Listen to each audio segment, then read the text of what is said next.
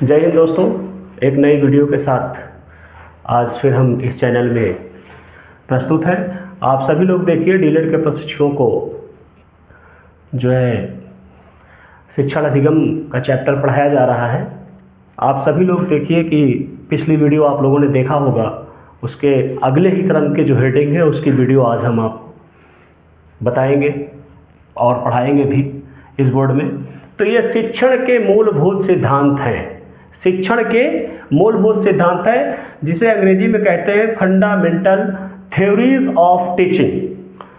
Fundamental theories of teaching बोलते हैं। तो ये क्रम से हमने लिखा है, तो ये जो है 1 से 13 संख्या तक है। ये सिद्धांत 13 सिद्धांत है, वो हमने इस तरह क्रम से लिखा हुआ है। तो हम एक एक करके आपको बताने जा रहे हैं। आप सभी लोग वीडियो को देखिए और देखने के बाद तब फिर लिखना शुरू करिए। बीच में लिखेंगे तो आप समझने में थोड़ा सा दिक्कत होगी आपको। तो सबसे पहला है कि आप लोग ये ज़रूर देखिए कि चैनल में और वीडियो में कैसा कंटेंट्स दे रहे हैं। क्या जैसा पढ़ाया जा रहा है आप उसको उत्तर में लिख सकते हैं? अन्य चैनलों को देखिए, जो वो पढ़ा रहे हैं क्या वो जैसा उत्तर बताते हैं, पॉइंट बताते हैं, क्या उससे आप सब्जेक्टिव उत्तर लिख सकते हैं? तो ऐसा नहीं, मेरे चैनल में आप ऐसा बताया जाएगा कि आप सब्जेक्टिव उत्तर आसानी से लिख लेंगे इसको देखने के बाद।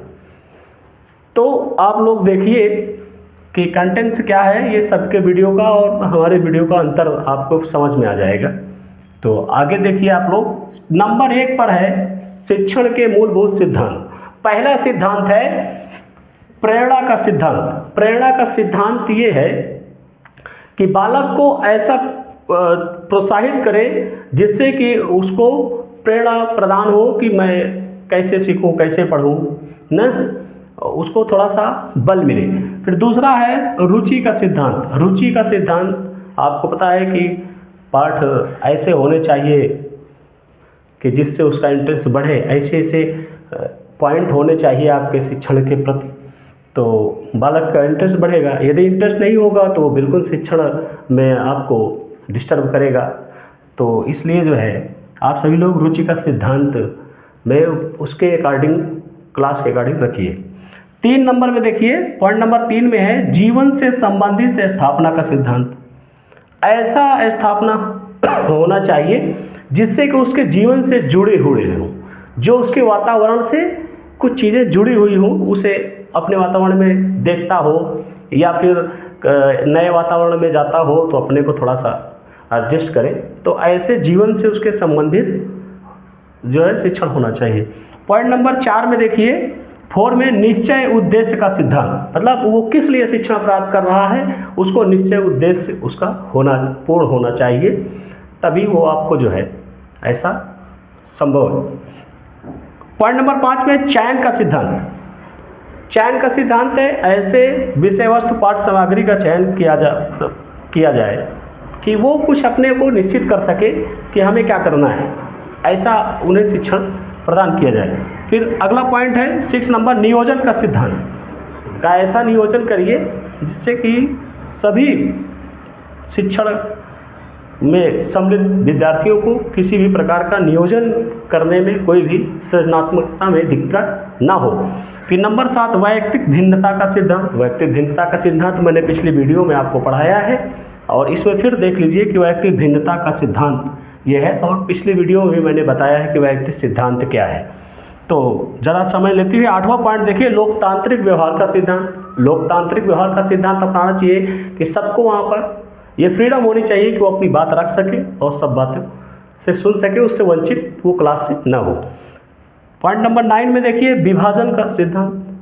उनका सभी का कार्य के अकॉर्डिंग डिवाइडेशन जो होता है, विभाजन, तो विभाजन ही विभाजन तक पहुंचाता है। ये रायबर्न ने कहा है कि विभाजन ही विभाजन तक पहुंचाता है।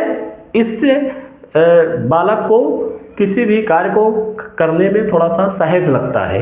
ये विभाजन के सिद्धांत में रायबर्न महोदय ने कहा है। फिर अगला पॉइंट 10 में देखिए आवृत्ति का सिद्धांत। यानी जब आप कोई भी चीज़ ऐसा समझाएं, उसकी संरचना ऐसे करें जिससे कि उसके दिमाग में एकदम फिगर बन जाए, चित्र बन जाए, किसके, बालक के। ऐसा आपको आवृत्ति का सिद्धांत अपनाना है, जिससे कि आप बोर्ड में पढ़ा रहे हैं, क्लास में बता रहे हो तो बिल्कुल उसके दिमाग में छा जाए, एक मैप के जैसे छा जाए, वही है आवृत्ति का सिद्धांत। फिर अगला है पॉइंट 11 नंबर, निर्माण एवं मनोरंजन का सिद्धांत। वो नए नए चीज़ों का निर्माण थोड़ा सा कर सके और उसे उसमें मनोरंजन हो, तब वो इंटरेस्ट लेगा, तब आपका शिक्षण और बेहतर होगा। तो मूलभूत सिद्धांत ये है 11। 12वां नंबर में देखिए, पाठ्य सामग्री के चयन का सिद्धांत। पाठ्य सामग्री के चयन का सिद्धांत यानी पाठ्य सामग्री में जो भी भौतिक चीज़ें लगती हैं या क्लास के लिए, और पाठ्य सामग्री के चयन का सिद्धांत में हमने पिछली वीडियो में भी बताया है आपको, तो आप पिछली वीडियो से आप इसको पूरा डिटेल्स पढ़ लेना।